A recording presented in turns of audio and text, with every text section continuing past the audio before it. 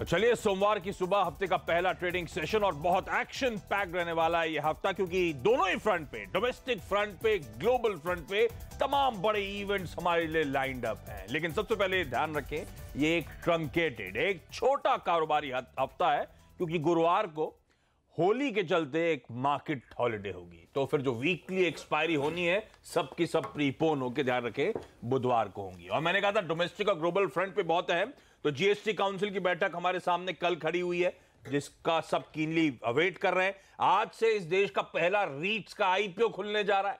साथ साथ globally US के एफओएमसी, वो कमेटी जो दरें तय करती है, उसके 2 दिनों की बैठक इस हफ्ते, और ब्रेग्जिट पर भी वोटिंग होनी है। इसीलिए मैंने कहा दोनों पर्सपेक्टिव से बहुत इंपॉर्टेंट वीक होगा। लेकिन पहले आप लोग की स्क्रीन पर संकेत अमेरिका में तेजी के साथ कामकाज हुआ। जो हमने छोड़ा 3:30 बजे शुक्रवार को 90 पॉइंट का उछाल था और 140 अंकों की मजबूती दरअसल अमेरिका में आई। तो जो छोड़ा था उससे बेहतर अमेरिकन मार्केट से संकेत।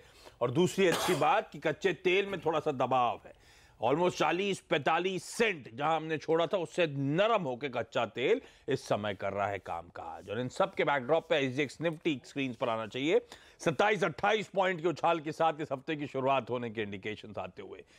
ये देखिए आप लोग की स्क्रीन पर 1/4%। और सबसे इंटरेस्टिंग हाईलाइट, एफआई की खरीदारी, वो आंकड़ा कंटिन्यू रिज्यूम होता हुआ फ्राइडे को भी 4,300 करोड़ रुपए की एफआईज की तरफ से बाइंग। वो फुटसी रीबैलेंसिंग का रीजन हो, जो पैसा झोंका गया एफआईज के द्वारा, वो मोमेंटम, वो लिक्विडिटी कंटिन्यू होती हुई। चलिए इस बैकड्रॉप पे चलिए आज का मूड सेट कर लेते हैं। तमाम इन हाउस एक्सपर्ट्स इस समय स्टूडियोज में मेरे साथ मौजूद। ग्लोबली क्या हालचाल? ग्लोबली ठीक ठाक हालचाल। कोई अपडेट नहीं आ रहा है, क्या बातचीत चल रही दोनों के बीच में? नहीं, बातचीत चूंकि स्लो मोशन में चल रही है और ट्रम्प साहब ने और लंबा वक्त दे ही दिया है, तो अब वो चूंकि मैंने पिछली बार कहा था बैक बर्नर पे गई, अब धीरे धीरे बात होगी, अचानक से जागेंगे। और चूंकि अप्रैल पूरा है उनके पास, अप्रैल एंड तक जाके शायद बात बनेगी, तो अभी इसलिए उसमें कोई बहुत खास अपडेट नहीं आ रहा है। वो तो 1 मार्च की डेडलाइन जो बढ़ा के अप्रैल एंड तक कर दी गई है, वो इनफाइनाइट बढ़ी हुई है। उसको डेट नहीं है। हाँ, उसकी कोई डेट नहीं है, तो जब तक अब समझौता नहीं होगा डेट नहीं आएगी। तो अब समझौता ही होगा। और इस हफ्ते में कई सारी इंपॉर्टेंट चीज़ें, तो ये कि फेड की बैठक है 19-20 को, और चूंकि गुरुवार की होली है तो अब हमको उस फैसले पर रिएक्शन शुक्रवार को पता चलेगा जब मार्केट ओपन होगा। वेडनेसडे देर रात आउटकम आएगा, हम फ्राइडे को रिएक्ट करेंगे। थर्सडे को सोचते रहेंगे घर पे बैठ के करना क्या सेकंड हाफ में होली खेलने के बाद तो नींद आती है सेकंड हाफ में, रात में कर लेंगे फिर। एक वो होगा। दूसरा, अपने एशिया में भी कुछ छोटे छोटे देशों के सेंट्रल बैंक्स के, तो वहां से भी क्यूज मिलेंगे। सेंट्रल बैंक का स्टैंड क्लियर है, लिक्विडिटी आएगी, पॉज और उसके आगे कमेंट्री इंपॉर्टेंट है। तो लिक्विडिटी जो कि आ ही रही सब जगह सारी, तो इसलिए माहौल एक ठीक ठाक बना हुआ है। और क्रूड थोड़ा सा नरम हुआ है, लेकिन उसको बहुत सीरियसली बिल्कुल नहीं लेना चाहिए। वो एकदम रूटीन वाला जो 10-20 सेंट ऊपर नीचे होता है वो है, उसका कोई बहुत फर्क नहीं पड़ेगा।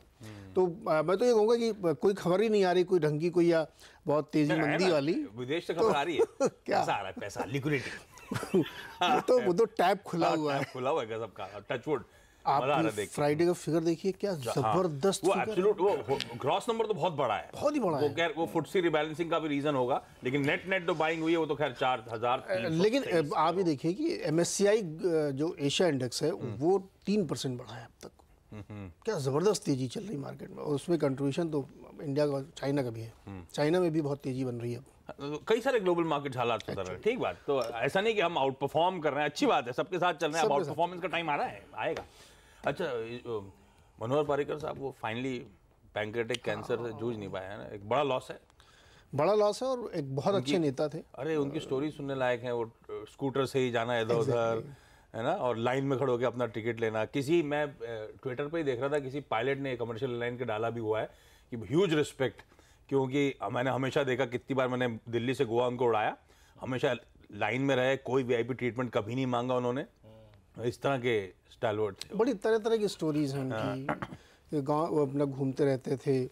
एक को एक पता नहीं किसी ने ट्वीट भी किया कि वो चले जा रहे थे, तो एक गाड़ी, कार से एक्सीडेंट हुआ था। तो उसने कहा मैं कमिश्नर का बेटा हूँ, उनका मैं तो सीएम ही हूँ। तो बहुत ही सादगी और सरल जीवन था उसका, नो डाउट, और इंस्पिरेशन तो थे ही, और क्योंकि लंबी बीमारी से जूझे। ठीक बात। चलिए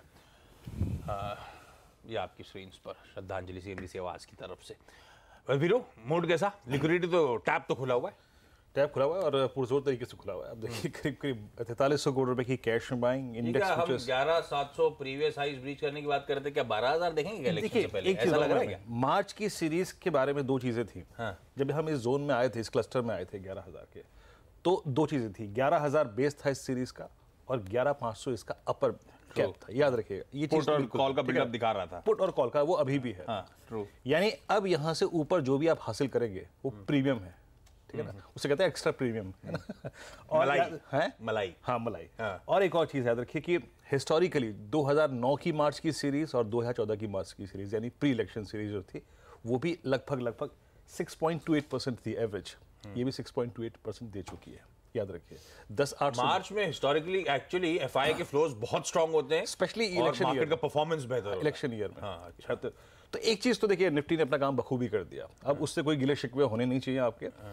और एफआईज के आंकड़े अभी भी जिस प्रकार की 40,000 पुट शॉर्ट है वो इंडिकेट करते हैं कि इंडेक्स में मोमेंटम शायद अभी और भी रह सकता है, लेकिन उस प्रीमियम को आपको थोड़ा सा कॉशियस होकर लेना पड़ेगा। अपनी ट्रेलिंग को चलाते जाइए ऊपर, वरना शुक्रवार के ट्रेलिंग मतलब 11,500 का कॉल जो चल रहा है 11,500 का कॉल मैंने बुक करा दिया, 120 रुपये में बुक करा दिया वो, ठीक है। फ्यूचर सेक्टर्स में अभी मैं ऑप्शन नहीं लूंगा। क्यों? क्योंकि ऑप्शन सब महंगे हैं, यहाँ से उतना बड़ा रिवॉर्ड नहीं दिखाई दे रहा, इसलिए ऑप्शन नहीं लेंगे। फ्यूचर जिसके पास है, याद रखिए आशीष, वो अपना स्टॉप लॉस अब 350 की या 313 जो हम उस दिन लेके चल रहे थे उसको हटा के अब ऊपर की तरफ यानी करीब 386 पे ले आइए। 500 के ऊपर अगर बैंक ये स्पॉट निकल जाए आपका तो उस वक्त आपने ट्रेलिंग स्टॉप लॉस को करीब करीब 450 480 के आसपास ले आइए। तो ये तो है, अगर तो फ्रेश एंट्री ना करूं ना, जिस फ्रेश एंट्री नहीं करेंगे और यहाँ पे फ्रेश एंट्री नहीं बनती फॉर द टाइमिंग। एटलीस्ट अगर आप देखें, क्योंकि हमें डेटा का रिस्पेक्ट करना चाहिए। 500 हमारा कैप था तो जज्बाती होने की जरूरत है। निफ्टी ने अपना काम बखूबी किया, याद रखिए। लेकिन हाँ, पॉसिबिलिटी मैं आपको बताऊं टेक्निकली लग रही है कि करीब करीब 582 या फिर 609 भी पॉसिबल है। तो वो लोग जो कि लेके बैठे हैं इन स्टॉप लॉसेस के साथ इसको राइट करें, यहाँ पर ऑप्शन की जगह नहीं है। तो स्टॉप लॉसेस ट्रेल करके चले। निफ्टी बैंक एग्जैक्टली अगर आप देखो, निफ्टी बैंक बहुत ओवरबॉट है, पीएसयू ये प्राइवेट बैंक्स बहुत ओवरबॉट हैं, पीएसयू उतने नहीं चले तो पीएसयू में कहीं मोमेंटम ढूंढिएगा। लेकिन निफ्टी बैंक अगर आप होल्ड कर रहे हैं तो याद रखिए 29,282 ये स्टॉप लॉस रहेगा। ज़्यादा से ज़्यादा अगर आप देखिए, मेरे को लग रहा है, आई मीन रिवॉर्ड मेरे को दिखाई दे रहा है यहाँ पर, तो 29,600 29,650 इस ट्रेजेक्टरी में अपने लॉन्ग्स को बुक करने की कोशिश कीजिएगा। अच्छा, एक बात याद रखिएगा, जो बहुत ओवरबॉट स्टॉक्स हैं, बहुत चल चुके हैं, उन पे प्रॉफिट बुक करने की सोचिएगा। क्योंकि एफआईज ने एक चीज़ की है कि एफआईज ने करीब 2,500 करोड़ रुपए का स्टॉक फ्यूचर बेचा है, यानी शॉर्ट गए हैं वो और लॉन्ग्स अनवाइंड करी है। तो भावनाओं में मत भइए, पैसा वही घर पे जो आ जाए बस। ठीक बात। तो थोड़ा कॉशियस रह के आप इस मार्केट को इन लेवल्स पर हमें अप्रोच करना है। और स्टॉक स्पेसिफिक वो एक्शन तो आप ऑफ लेट देख रहे हैं किस तरह का स्ट्रॉन्ग एक्शन है।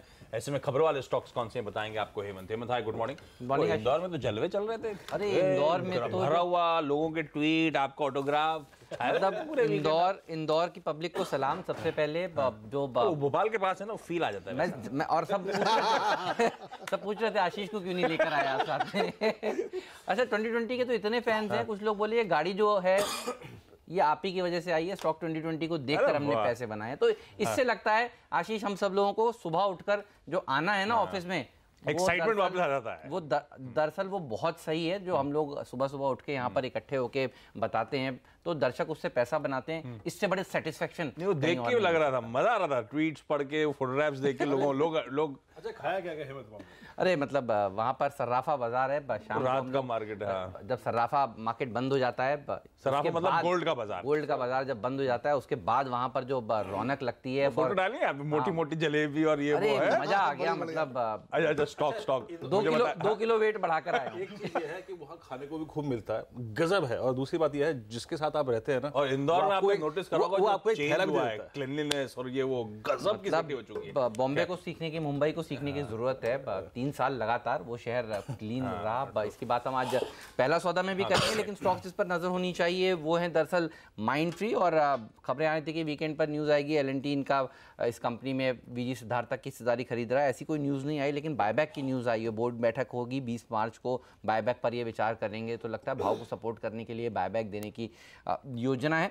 नजर रखेंगे इस स्टॉक पर आज किस तरह से बिहेव करता है। और हम शुक्रवार को भी कह रहे थे जब तक डील हो नहीं जाए तब तक मानिएगा मत, देखिए ये खुला मजबूत दिन के निचले स्तर पर जाकर समाप्त हुआ, तो आज बायबैक के चलते हो सकता है एक बाउंस इस स्टॉक में देखने को मिले। जेट एयरवेज पर रखिएगा नज़र, SBI रेजोल्यूशन प्लान पर हफ्ते भर में विचार कर सकता है। ये खबर आई थी दरअसल वीक शुक्रवार को बाजार के दौरान, लेकिन उसके बाद जो खबरें आई हैं उसमें ये निकल कर आया कि जो पायलट्स हैं वो अब थोड़े से बेचैन हो रहे हैं, कह रहे हैं बहुत फ्रस्ट्रेशन है, बहुत टेंशन है, तनख्वाह हमारी आ नहीं पा रही है। और उन्होंने दरअसल लेबर मिनिस्टर को एक चिट्ठी लिखकर ये कहा है कि अगर तनख्वाह लेट आएगी तो जितनी दिन लेट आएगी उसके ऊपर ब्याज चाहिए हमें। तो ये ख़राब खबर जेट एयरवेज के लिए, लेकिन होप ये रहेगी कि SBI अगर रेजोल्यूशन प्लान पर कोई हस्ताक्षर कर दे तो अच्छी बात है, लेकिन अभी तक कुछ ठोस बात निकल कर आई नहीं है। ल्यूपिन के ऊपर रखिएगा नज़र, US FDA ने इनकी जो US की एक फैसिलिटी है उसको OAI का क्लासिफिकेशन दिया है, ऑफिशियल एक्शन इंडिकेटेड, यानी वहाँ पर उनकी इस जो यूनिट है इसकी जांच वगैरह हो सकती है। हालांकि कंपनी कह रही है इस क्लासिफिकेशन से उनके ऊपर कोई इम्पैक्ट पड़ने वाला नहीं है, लेकिन सेंटिमेंटली नेगेटिव है ये खबर। ग्रासिम के ऊपर रखिएगा नज़र, 5,872 करोड़ रुपए का डिविडेंड डिस्ट्रीब्यूशन टैक्स का एक नोटिस आयकर विभाग ने इनको दे दिया है। तो आयकर विभाग के इस तरह के नोटिसेस और वो भी 5,800 करोड़ रुपए के, हालांकि जनरली कंपनियां इसको एपिलेट ट्रिब्यूनल में जाकर चैलेंज करती हैं, लेकिन अभी एक ओवरहैंग रहेगा इस कंपनी के ऊपर और देखना होगा कि इस पैसे को कंपनी अपने खातों में क्या प्रोविजन करती है। तो ये एक चीज़ है जो नतीजों में हमारी नज़र रहेगी। DHFL पर रखिएगा नज़र, ये 31% हिस्सेदारी एवेंस फाइनेंस सर्विसेज में बेचने जा रहे हैं और ये स्टॉक भी आपके रडार पर रहेगा। तो ये तमाम कंपनियां हैं जिस पर आज आशीष हमारी नजर रहने वाली है। लंबी लिस्ट उन स्टॉक्स की जो खबरों की वजह से एक्शन में रहेंगे, इनको अपने रडार पर रखें। और अब सीधे चलते हैं ब्रोकरेज के रडार पर क्या है बताएंगे आपको पापा दुबे, वरुण दुबे। पापा दुबे इसलिए कहा था, लख लख बधाई आपको, जच्चा बच्चा दोनों ठीक और बहुत बहुत शुक्रिया आपका। और अब तो मैं भी आपके लीग में शामिल हो गया हूँ। तो लक्ष्मी जी कराएंगे डेफिनेटली। चलिए शुक्रिया। हाँ, पहले तो ल्यूपिन जो हेमंत बता रहे थे कि इनकी जो समर सेट की फैसिलिटी है उसके लिए ऑफिशियल एक्शन इंडिकेटेड दे दिया US FDA ने। CLSA ने इसके बाद इनका प्राइस टारगेट काटा है, बिकवाली की सलाह दी है, प्राइस टारगेट 760 से काट के 730 का कर दिया। इनका कहना है कि इनकी जो कुल सेल्स है समर सेट करीब 5 से 7% के आसपास कंट्रीब्यूट करता है कुल सेल्स का, और एक बहुत बड़ा रेगुलेटरी चैलेंज है जो इस कंपनी को फेस करना पड़ेगा और इसके लिए बिकवाली की सलाह प्राइस टारगेट काटा गया है। दूसरी रिपोर्ट है HDFC लिमिटेड पे प्रभुदास लीलाधर की। इन्होंने अपनी खरीदारी की सलाह बरकरार रखी है और 2266 का प्राइस टारगेट दिया है। इनका कहना है कि जो अप्रूवल मिला है इनको ग्रुप फाइनेंस का एक्विजिशन का, वो 9.9% स्टेक का है। बंधन बैंक को जो मिला है अप्रूवल, पहले जो डील थी वो 14.96% की थी। तो अब जब इफेक्टिव डेट ऑफ मर्जर होगा तो HDFC लिमिटेड करीब 4.96% स्टेक जो है वो इस कंपनी में उस दिन बेचेगा। तो ये अप्रूवल जो मिला है वो इनको अच्छा लग रहा है और इसके लिए अभी भी HDFC लिमिटेड पे खरीदारी की सलाह 2266 का प्राइस टारगेट है। चलिए, तमाम ये रिपोर्ट्स रडार पर रखें इनको। और क्विकली आप एक छोटा सा ब्रेक के उस पार कमोडिटी और करेंसी मार्केट की स्ट्रेटजी।